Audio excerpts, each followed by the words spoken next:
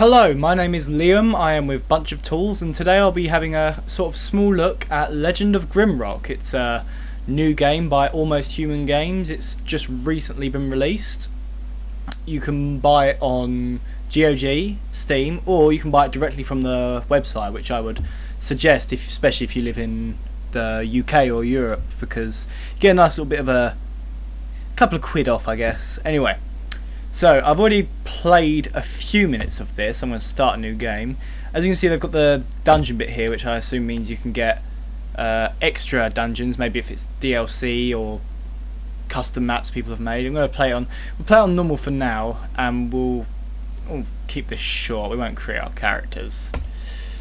So, this little basic story is, I'm sorry you can't hear the music. My microphone's a bit weird and picks up and it's very quiet, so I've had to turn off music. It's got some really nice music, and I've got to say the atmosphere for this game, it's got some like ambient music soundtracks, it's got noises, things that make you jump. It's an unintentionally, well, I hope it's unintentionally scary game. So the basic story is you're going to jail. You get thrown to Mount Grimrock. And there's 4 of you, obviously. You can read this if you really want. Get sent to Mount Grimrock, where you will be shoved into a dungeon, and basically, if you can survive, you're free to go. Thing is, obviously, no one has survived. Now, obviously, if you do create your own characters, it does make it feel a bit more personal. It's like old school RPGs. It's very similar to pen and paper RPG. In fact, there's even there's an option to turn off any maps like this thing. So you turn off the map and you have to kind of mark everything down yourself. I think that's pretty cool, and I look forward to trying it. Okay, so as you can see, it's tile based. So you press forward once, you go forward one tile, go left, right, blah blah blah. To turn around, now my one issue with the controls is turning. I can right click to look around, I can look left, look right, I've got it mixed up and down, but to turn around you kind of have to do a quick drag. Now that can be a bit fiddly, but you do have Q and E, but that also feels a bit quick to me. I mean, if you get used to it, you probably wouldn't find much of a problem. So light, one of the first things you probably want to do is grab a torch, and in fact if you go over here you find these little scribblings on the wall, and if you click on them they give you riddles, or sometimes they just plain up tell you what to do, like this one. Choose your fate, perish in this cell, pick up the torch. Dun dun dun. I'm gonna give that torch to my mage. If you give, okay, the parties, right. As you can see, I've got my character, Kontar Stone Skull, Mork, Yenneker Whitefeather, and Saron. This is your party. You've got Minotaurs. There's for some reason it's 3 humans and a Minotaur, but usually you can choose between humans, Minotaurs, insect people, or lizard people. And they all come with their own bonuses and stuff. For example, I think this guy will have Headhunter. It's only some certain skills are only allowed for certain races. So every time you find a skull, which can just be found around, it gives your Minotaur extra attack power. Now the way this works, for example, I can swap people round. This is the front of your party. If you want to imagine it, it's like we're walking in a line with Kontar and Mork at the front, and Saron and Yenneker at the back, which is quite normal because I think she's supposed to be the rogue. Obviously, like I said, you can switch them around, get whatever you like, choose who wants to get hit first. Obviously, if you get attacked by the front, these 2 guys are going to get hit. If you get attacked by the back, these guys are going to get hit. So, let's have a quick look around. I can't remember no, there isn't anything here. So we'll carry on. Like I say, it's quite eerie walking around. Oh god, I remember this bit. The sound effects are really good, and even though it's an independent developer, the graphics are absolutely amazing. I'm not playing this on Max at the moment because Fraps kind of messes up, and I'm in the process of getting a new computer. But yeah, even then the graphics are pretty damn awesome. So let's just carry on moving. Hopefully I can show you some combat. The combat's pretty good. I like the combat. I imagine why it wouldn't be everyone's cup of tea though. Like I said, it's a bit fiddly. It's a lot of button clicking, which because I play a lot of RCSs. I've been a big Diablo fan for a long time. Torchlight, League of Legends, stuff like that. So I'm used to lots of clicking. But after a while, I can imagine why it'd get pretty annoying for some people. Also, here's a quite cool little thing you can do when you've got the map. You can click on the map, on a tile on the map, and you can type something like corridor with sort of like you can leave yourself little reminders.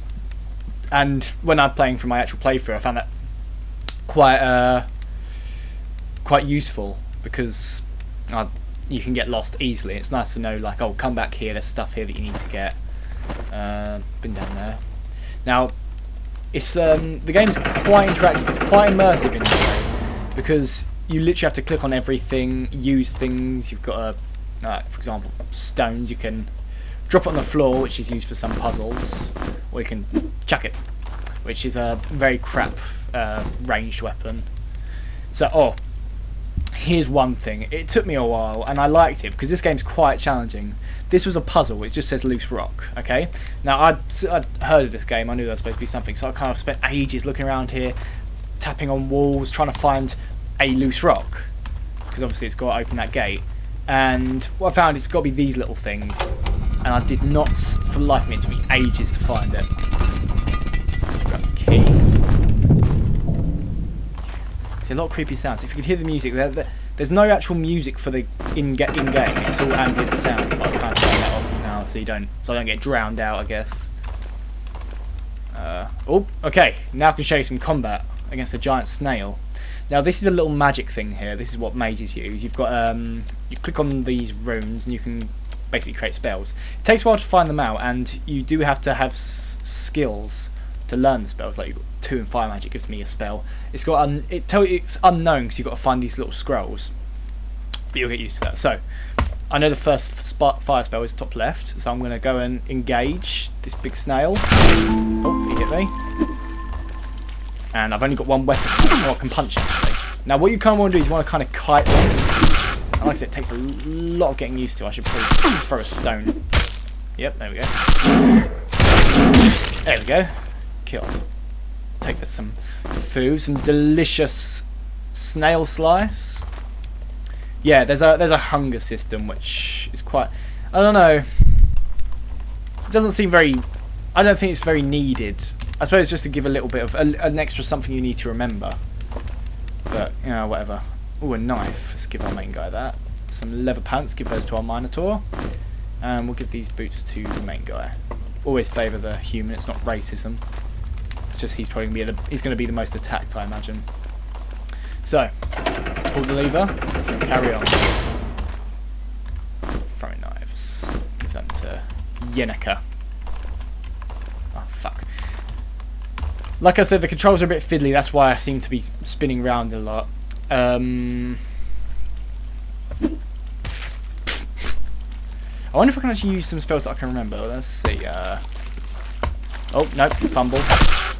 So like I said, if you don't know the spell, if you don't have the scroll for a spell, you can still do it, as long as you know the runes. Problem is, you do need to have the right spell skills. Nice little thing. You get your throwing knives back for the most time. That's another thing. Actually, from what I've played so far, I've gotten about 3 hours into the game. I haven't been able to find a ranged weapon for my rogue chick. And like from the back, I forgot to mention, from the back, apart from spells and throwing stuff, you can't hit enemies in the front unless you get a certain skill. Like I think for her, it's assassination. 12 in assassination gives you reach attack with melee weapons from the back row. Although there are spears in the game which can actually reach quite far back, which is useful. Ooh, bit of a treasure trove here. So, who would I recommend this game to? I would recommend it to, well, I'm quite a video game buff as it is. I'll recommend any game I like to anyone. But honestly, it's a good game. it's interesting, and if you want to try something new and quite challenging, then this is probably, well, until Demon Souls come out. Oh fuck! Until Demon Souls comes out on PC, this is probably one of the most challenging and atmospheric games I've played in a while. But if you are into your, let's say, pen and paper RPGs, this is this is very synonymous to pen and paper RPGs. I mean, you can, down to the tiles, to the way characters make, to making your own character. It's pretty nice. And trying to think of other games, but if you played, it does have a bit of Amnesia Dark Descent feel to it. There are some horrible bits in the game that will make you absolutely shite yourself. But for the most part, it's a fun little game. Cheap. You know, it's not a full price game. It's 10 quid, $13, whatever. And oh, no, little puzzle. Let's just give that a quick read again. Something needs to fly. Well, I'm pretty fly. Oh, no, we'll just throw one. Hey! And the game does kind of make you feel a bit smart when you manage to solve puzzles. And I think if I don't fall, ah, balls! Okay, that's a horrible sound. I want to get out of here. Yeah, when you fall down pits, you end up in little not secret areas, little areas where you usually have to fight your way out, and it can be quite tense and horrifying. And you lose a lot of health. So yeah, I suppose I don't want to ruin the rest of the game, too much of the game for you if you plan on getting this. But I would definitely recommend it if you're into your RPGs, your old school RPGs, or you just want something new and interesting. So yeah, I guess that's it, and I hope you enjoyed the video. Bye!